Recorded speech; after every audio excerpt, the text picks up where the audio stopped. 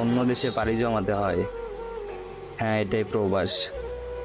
পরিবারের সচ্ছলতা ফিরিয়ে আনার জন্য হাড়ভাঙ্গা পরিশ্রম করতে হয়, তাও এমন একটা জায়গায় যেখানে ভাই বোন, মা বাবা, আত্মীয় স্বজন কেউ থাকে না। অসুস্থ হলেও দেখার মতো কেউ নেই।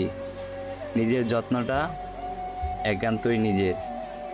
এরপরেও সময় মতো পরিবারে টাকা না দিতে পারলে কত কথাই না শুনতে হয়।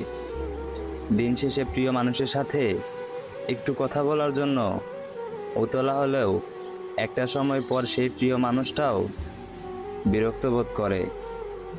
এমন অনেক মানুষ আছে যারা সময় মতো দেশে ফিরতে না পারার কারণে তার প্রিয় মানুষটাকে হারিয়েছে, অন্যের হয়ে যেতে দেখেছে। এই কষ্টগুলো তার একান্তই নিজের, শেয়ার করার মতো কোনো মানুষ পায় না।